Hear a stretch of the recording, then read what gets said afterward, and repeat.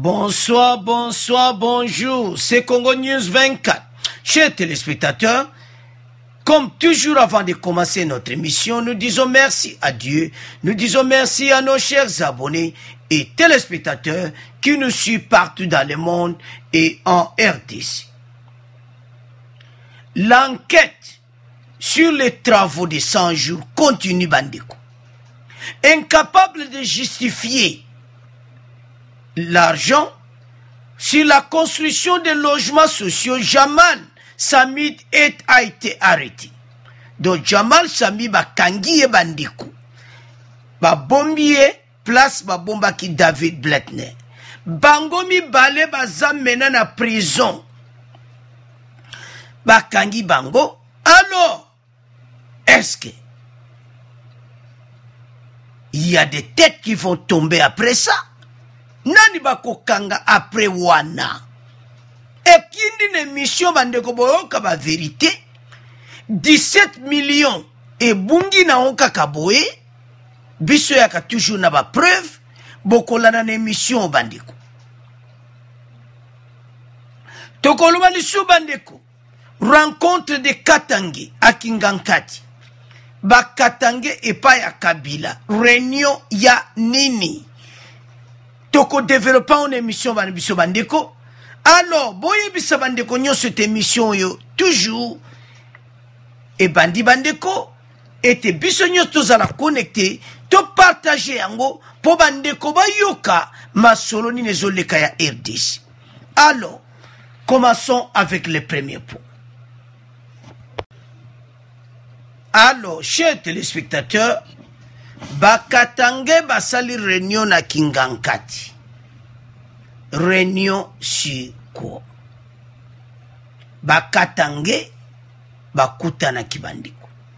La communauté Katangé s'est retrouvée ce lundi 24 février autour de l'ancien chef de l'État Joseph Kabila dans sa ferme de Kingankati dans la commune de Lantili.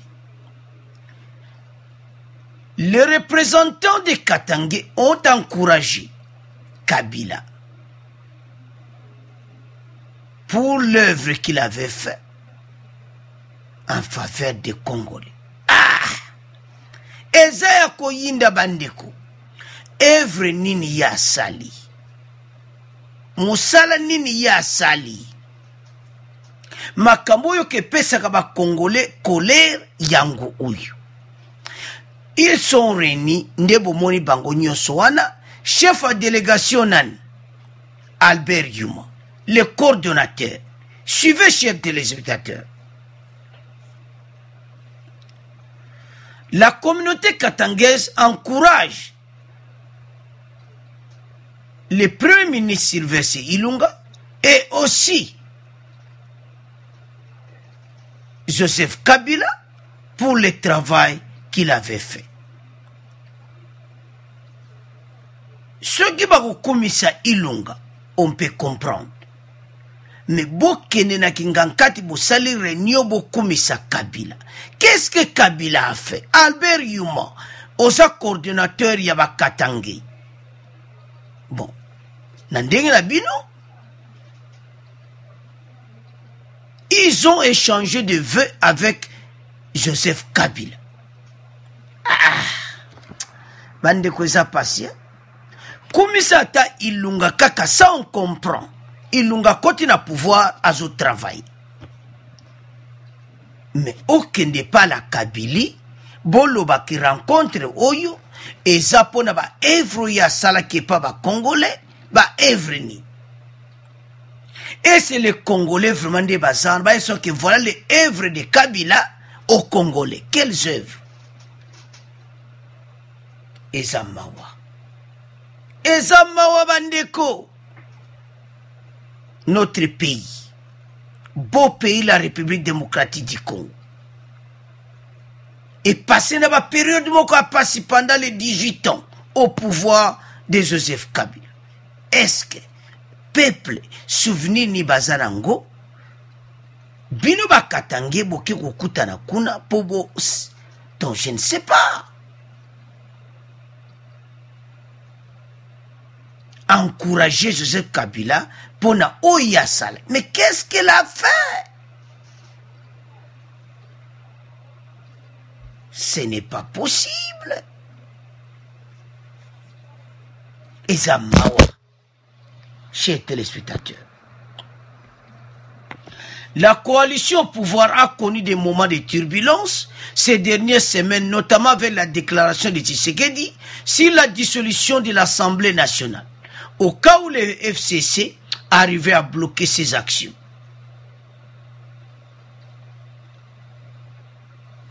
Fachi Azaki clair et Panabang. Alors, comme Fachi avait dit ça, les Katangais souhaitaient que le FCC soit un cadre d'une coalition politique apaisée. Alors, mon inquiété, tant que message on a Fachi à Pesaki, bango va côté na kata Kazaka. Après qu'on côté na kata Kazaka, siko ba moni calme koti, babani ba réunion. Ba encourager na mutu na bango et puis ba réunion e bandi kuna ba réunion ya nini boyo ka discours na bango en plein réunion à Kingankati. Eza passé, je ne sais pas na tanga yango bien na tangati, ça me fait mal. Le communiqué de Yuma indique Kabila, homme de paix, le président de la République honoraire, Joseph Kabila Kabange, a exhorté la communauté katangaise à travailler de concert avec les autres communautés pour le développement harmonieux du pays. Communiqué Yangoana. Président honoraire. Il y a FCC a exhorté Bango pour travailler ensemble pour le développement harmonieux du pays. Bon, bandeko, ezama sona otanazo monate eloko nini ba oyo kaba lobby en public qui va encourager, mais soko talipé. Il y a un message mozo laksawana. Bazoé Kabila présent, to presque bango présent entourage naï. Cette rencontre a connu la présence de plusieurs personnalités de la région katangaise dans son ancienne configuration, notamment le Premier ministre Sylvestre Ilunga, Matembo, ministre de l'aménagement du territoire, Albert Yuma, président du conseil d'administration de la GECAMIN, et la sénatrice Francine Muyumba, Zoé Kabila Azalaki Pewana, gouverneur ya Katanga, na député Jeannette Kabila, jumelle de l'ancien président Azalaki Wana. Alors, ce qui te ôte la makambo, oh chers téléspectateurs, je ne sais pas comment dire. Bato baki okutana kuna bazana mwa makambo moko boye batami. Mais batika ko encourager que Kabila sala ke loko mo pona RDC. Bokende kuna passe momoni la fin de la Kabylie. Alo boko sa réunion alo ndeni loko tozo sila na biso. Elo ni a bientôt kusala. Passe bazo sila na bango. Kalate ba manako kanga bango.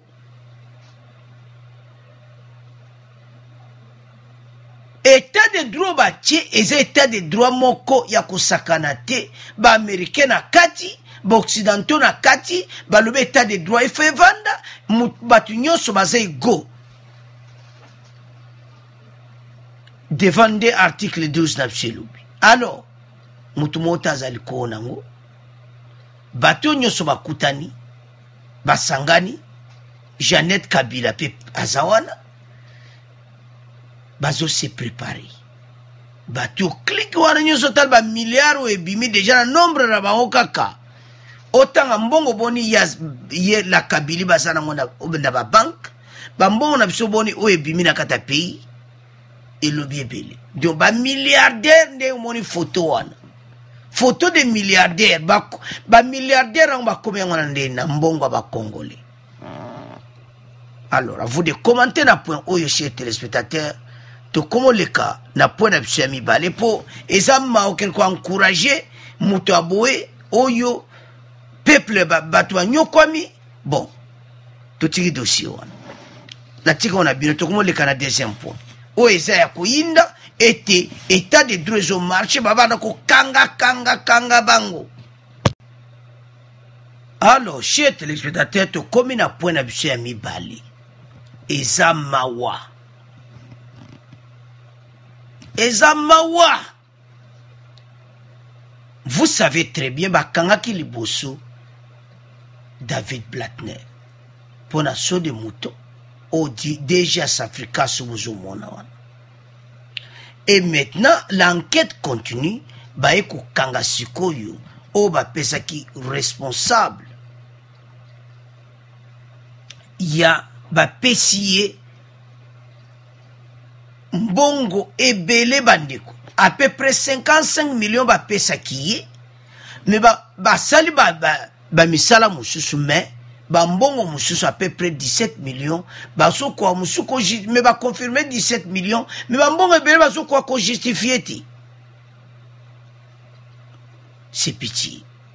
D'après le député Gérald Moulumba, Jekoko Jamal Samid est en détention depuis le 24 février. Après son interpellation et audition, le président de la communauté libanaise, Jamal Samad, patron de la société Samibo Congo, détenu au parquet général de Matiti. Cet ancien opposant, connu pour ses actions,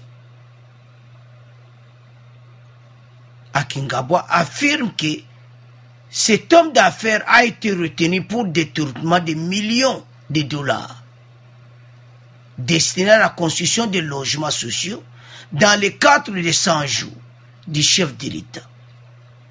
Donc, député Jekoko a confirmé yango. Alors, Toyo Kasikoyo, Oye Lobami Pona Tata Oyo. À l'issue des déclarations divergentes sur la construction des sauts de moutons à Kinshasa, le conseil ministre avait ordonné une instruction judiciaire sur tous les travaux de 100 jours de Félix Tshisekedi. Habitat, ceux des moutons, dont ba ebele. Alors, les ba komina oy habitat, le volet habitat, il était prévu que la société Samibo Congo construise 1500 logements sociaux dans 5 villes du pays. Kinshasa, Bukavu, Mbujimaï, Kananga et Matadi.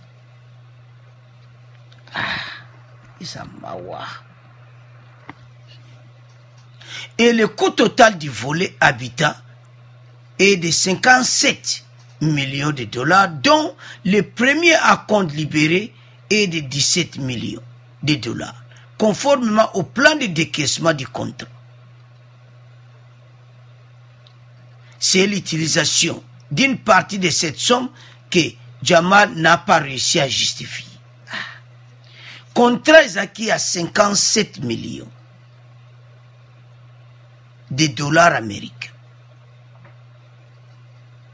Alors, tant que Souli n'a pas justifié 17 millions au Bapesakiti. Ils ont mawaché téléspectateurs. Ils ont mawa. Mbongo ba Congolais, bozo sakana nango boy. Tant que peuple kuna na city, asana besoin yambongo. Et puis misala o iza misala po ebongisa mboka na biso. Fatia zo boma nzoto pona ba logements sociaux et lelo ba police ba tuna biso bazana bandako na bango. 1500 logements sociaux dans 5 villes va construire. Contrat à 57 millions, va PC avance à 17 millions, sans justification, biloko zo moanati. C'est quoi question va s'autourner? Est-ce qu'il y a qui 17 millions en go, ou bien ba kabola ki ango, na otozo benga, la tête et kokita kalate. Les têtes vont tomber bientôt. Nana siya ki ba document na bureau président de la République. Eza ya koyinda bandeko, ba musu bakangi maboko, ba komi kobanga, ete kalate, ba ko dénoncer bango. Officiellement. Parce qu'officieusement, basi batanga e kombo na bango. Bino mo comprendre kaka. Basi batanga kombo na bango, alo bacheka maboko na litamo bazo kansa. Awa, leba kwa annonce na kusuka wapi. Yango yango IDPS na cash ifu bakabwana. Makambo ezo ya bandeko. Alors, biso ya kanaba preuve. Chers téléspectateurs. Toyoka rapport l'enquête sur la gestion des grands travaux à Kinshasa continue. Boyoka sikoyo rapport ya banquette wana po ezama wa mingi, chers téléspectateurs, et mboka na biso et koki jamais ko vivre tant que peuple a besoin yambon. Alors toyoka enquête bongo to continuer mission na biso. Jamal Sami avait gagné le marché de construction de 4500 maisons. Seules 17 ont été construites alors qu'il a reçu 17 millions de dollars. Il avait également obtenu un contrat pour la compagnie Ousmal. La société civile s'était inquiétée du fait que ces contrats avaient été attribués à 2 sociétés récentes créées par le même gérant. Safricas Congo de David Blattner est l'une des entreprises qui exécutent les travaux de construction de 7 ponts routiers à Kinshasa. Un an après l'annonce des travaux dans le cadre du programme d'urgence des 100 jours de Félix Tshisekedi, aucun saut de mouton n'a été inauguré. Le ministre de la Justice, Célestin Tundaya Kasende, a dit souhaiter que cette information judiciaire marque le début du renouveau de la justice en République démocratique du Congo.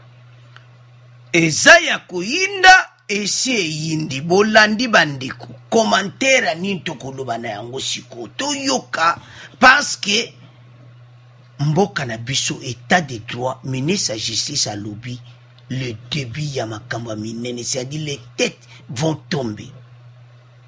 Fatia lwaka linga mona clair na makambo nyonso. Alors na matete na tribunal na matete bakangi Jamais Saba. À cause de quoi qu'on justifie 17 millions ti. Vous avez suivi. Kuna Daniel Blattner, perso quoi qu'on justifie mamonga so de mouton ti. Déjà Safricas, na. DG, il y a un logement, il y a une maison à logement sociaux. Bango mi balé. C'est-à-dire David Blattner, na, Jamal Samé, bango mi balé. Dossier Ezaya Kuyinda.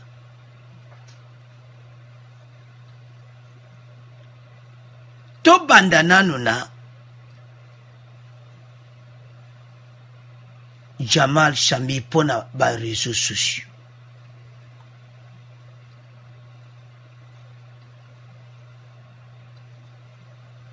Dans le contrat, il était prévu que société na yeba tonga 1500 logements sociaux. Naba ville dans 5 villes. Kinshasa, Bukavu, Mbushimai, Kananga et Matadi. À raison de 300 maisons par ville. 300 par ville. Premier loyaki, 300. Banda 300 yé monsieur Zouati. Batuna ye baba. Chet les mousso azo lobater, azo kwa ko justifie makambo ezebeli. Natanga mututu kabola kilekonda. Natanga tata oyo azana likolo kuna soki natangi. azo résister tanga kombo ba congolais baza kozela Jamil atali likolo na parke matete atali nasi juge atuni justifier les 17 millions messieurs. Monsieur Jamal, oui monsieur le juge, alors pouvez-vous justifier la somme de 17 millions qu'on vous avait donné d'avance pour les logements sociaux? Akomo beta monoko. Ah! Tanga kombo ba Congolais baza kozela tangela biso kombo mutuana. Ozo banga nini Jamal. Allez! Kota na prison. Tioko tangela biso yi. Célestin Tunda Lobi, ministre agissé à Lobi, les débits à Makamba Minene, les têtes vont bientôt tomber. David Bladner, Azaki n'a parqué à Gombe. David Bladner, pouvez-vous justifier les sommes que vous avez perçues? Monsieur le juge, voilà. Tangela bisonani, bokabola kilikonda. David Bladner, misukaka rouge. Yécoute, bomba qui est déjà va. Bomba est état de droit de hommes en marche avec le gouvernement de Fachi. Mboke Tambola Kaboui. On n'épargne personne. Boko tsanzoto na bakazaka bakozala na bino. Eza ya koyinda so moni bakatangeko bakere nyona kingankati bayebete kuna na cité de l'Union africaine et pas Félix Tshisekedi eza ya koyinda.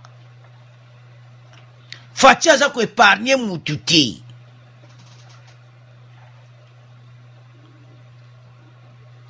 Ba Congolais bele so bazolobo Fachi boye esa ko kanga bato Kabila bozela. Barenue bandit na kingankati banani bakatange bolandi na premier point. Bientôt les têtes vont tomber. Alors Jamal Chamid est incapable de justifier certains montants dans la construction de logements sociaux, programme mis en place par le gouvernement pour répondre aux besoins de la population. Toutes catégories sociales confondues, Ezamawa. Ezamawa. Ezamawa.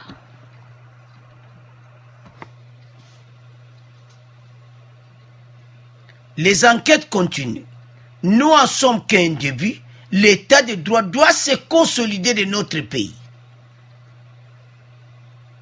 Makambo Oyezami Nene. La société Samibo Congo est spécialisée notamment dans le domaine des opérations financières, commerciales, industrielles, immobilières et mobilières. Après David Bladner, le patron de Safricas Congo, Jamal est la deuxième personne mise aux arrêts dans le cadre des enquêtes ouvertes sur la gestion des fonds débloqués par les trésors publics. Dans le cadre des 100 premiers jours. Jamal a deux contrats pour la société na yi. Samibo na Ousmane. Bolandi wana membongo zomo wanati. Alors, chers téléspectateurs, tout tiki angona bino. Tout comme on a fait mission na biso, tout résumé mission na biso. Alors, chers téléspectateurs, tout résumé mission na biso. Et premier point, tout le bakete. Bakatange bakokutana kingankati. Pourquoi? Eza ya koyinda. Pourquoi Fachanga komo kanga batu? Et quoi un peu tour na biso? Alors, à quoi va procureur américain à RDC? Yamba keko sangana kuna. Yuma mutakende kuna na bangu. Yuma yebe kilukola procureur wana ya américain zaliawa. Azape ko banga loke kada yeba tiba yolo baike. Bakumo landa siko ye yuma kutondire. aider moi muke na ba preuve muso ba contrat ba bimisaki mais ba kumolanda oyo musuane israélien wana ba gele ba voir na alors renew ezaina kingankati wana ezai premier point. Deuxième point ezali oyo bientôt les têtes vont tomber. David Blatner na Jamal Sami bango mibale baza na prison baza kolanda siko nana kokende après ako dénoncer les têtes. À vous de commenter. Merci Nande Bolandi émission. Merci pour vos commentaires. Au revoir, à la prochaine.